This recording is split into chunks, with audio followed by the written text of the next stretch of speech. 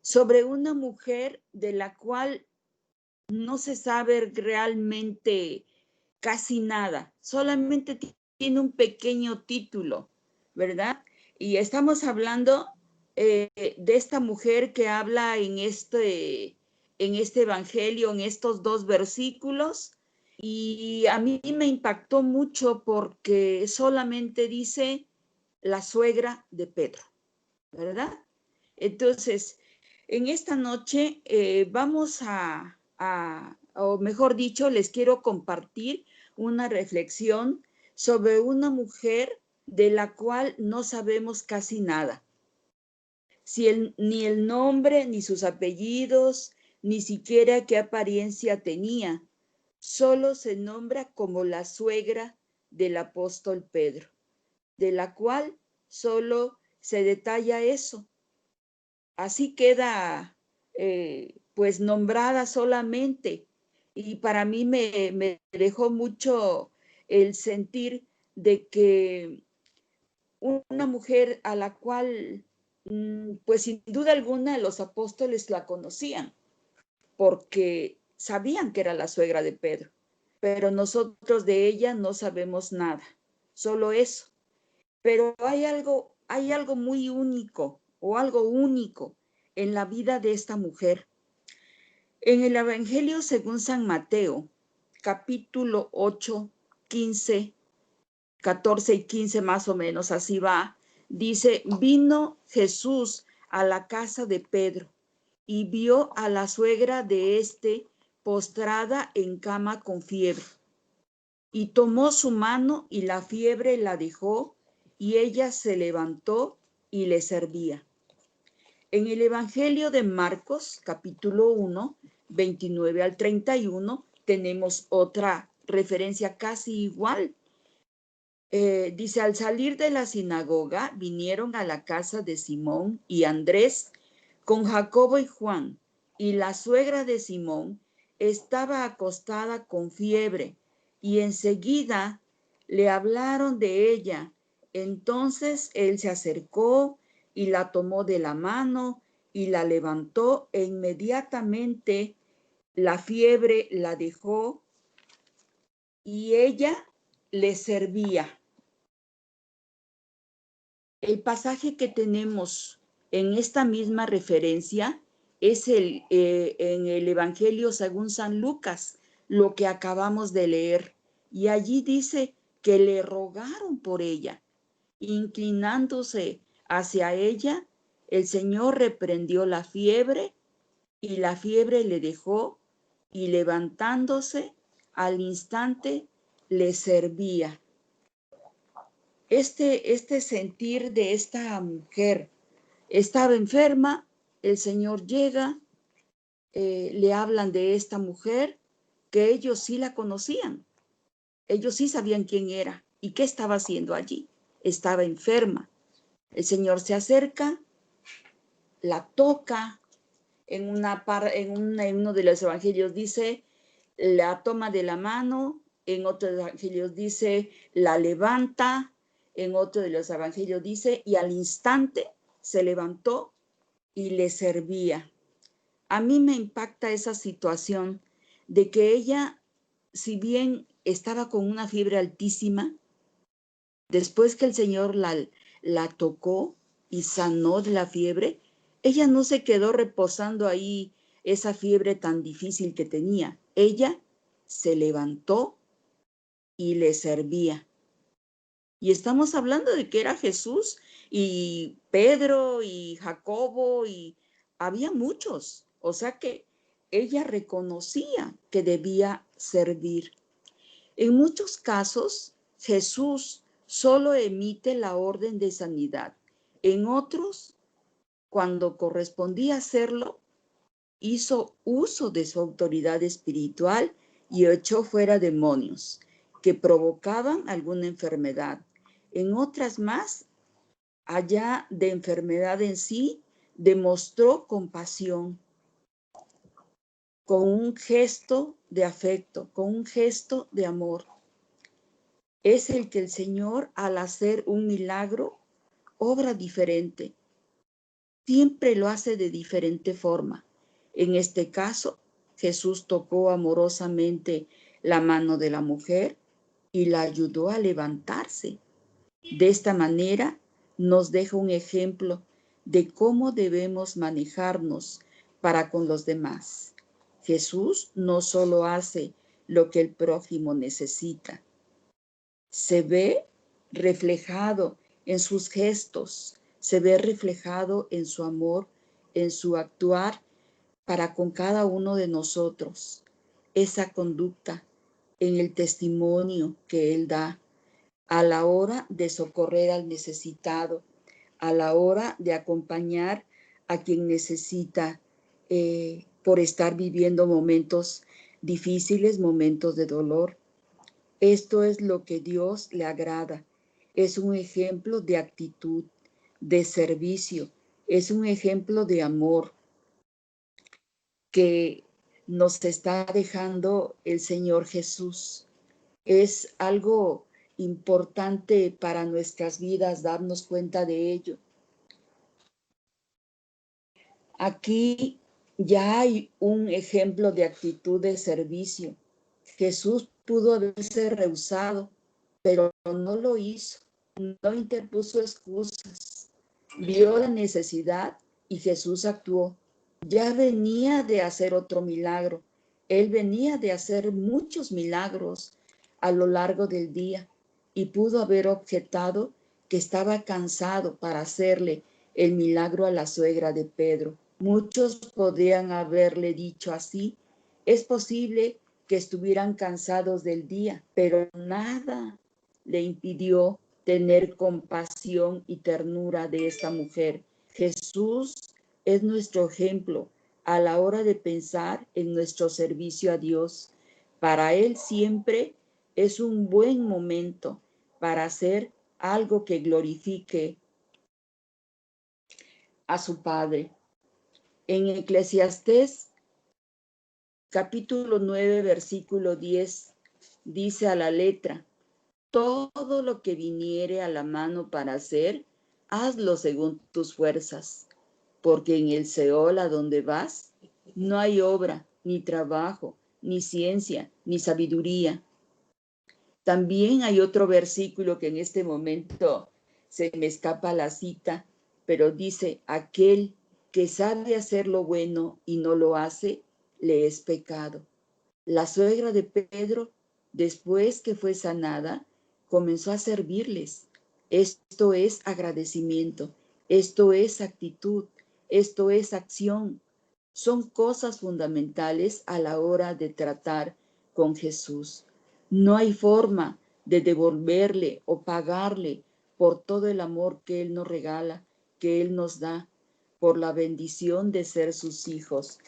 Pero una cosa se puede hacer: podemos servirle, podemos servir a los demás, podemos hacer tan pronto, al instante, comenzarle a servir. Es un agradecimiento y una acción, es una actitud. En dicha mujer nos podemos o nos debemos reflejar. Jesús no puso excusa para sanarlo o para sanarla, y ella no puso excusa para servirles. Tengamos nosotros la actitud del profeta: heme aquí, envíame a mí. Tal vez había más mujeres en ese día las cuales necesitaban un milagro, pero Jesús se lo hizo a la suegra de Pedro. Nuestra buena relación con Dios representa un beneficio que se extiende no solo a nuestros familiares, sino a todo aquel por el cual pedimos. Por ejemplo, si recuerdan lo que acabamos de leer, dice que el Señor estaba llegando a la casa de Pedro y los que estaban allí y los apóstoles le rogaban que sanase a la suegra de Pedro.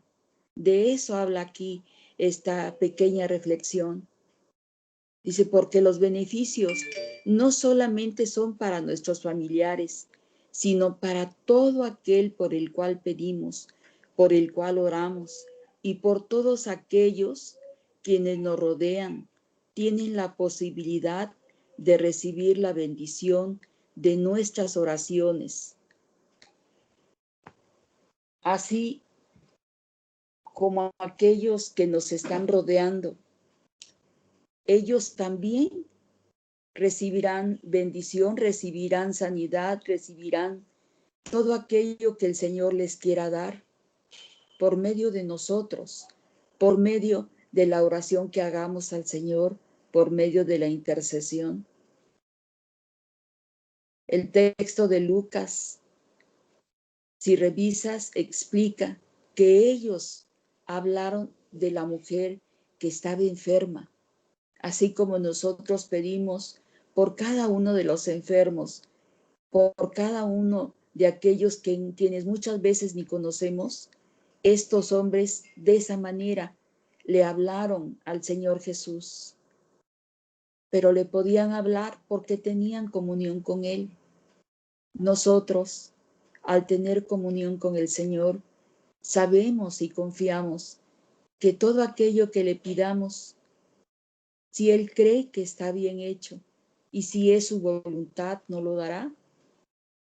En esta mujer había una necesidad y los hermanos no se quedaron callados.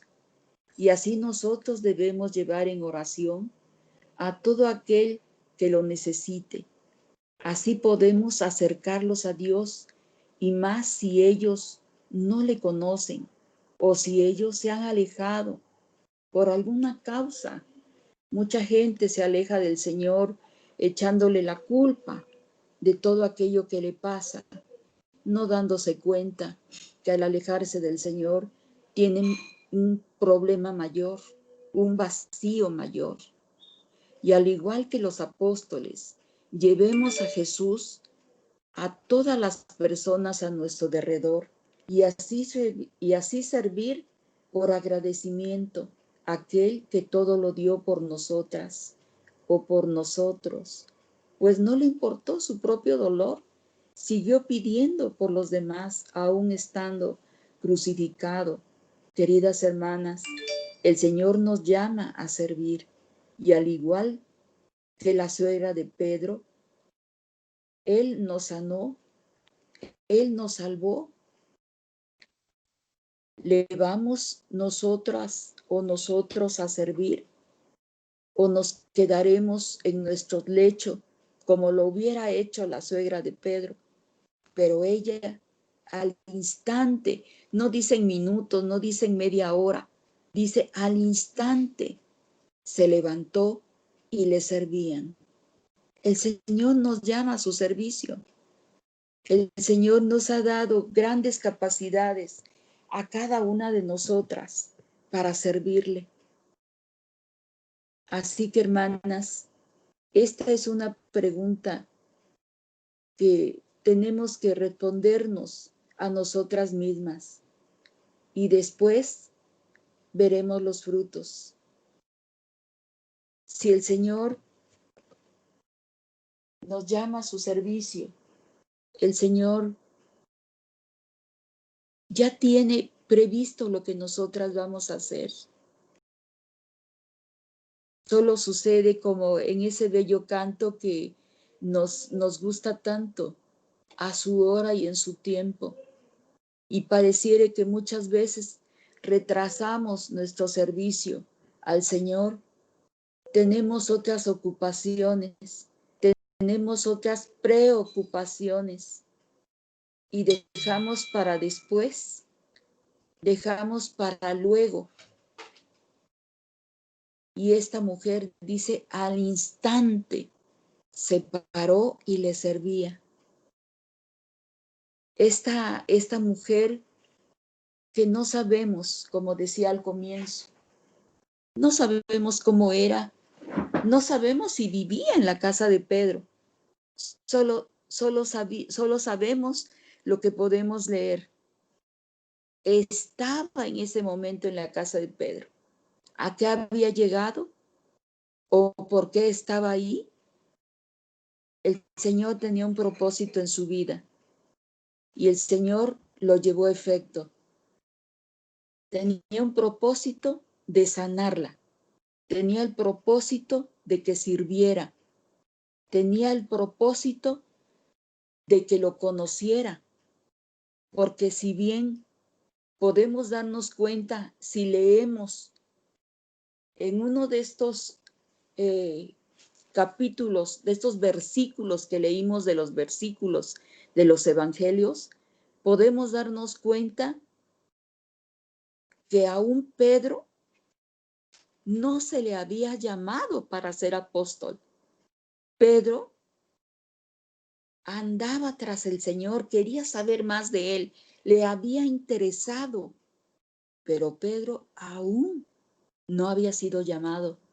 Sin embargo, el Señor fue a su casa y fue con un propósito.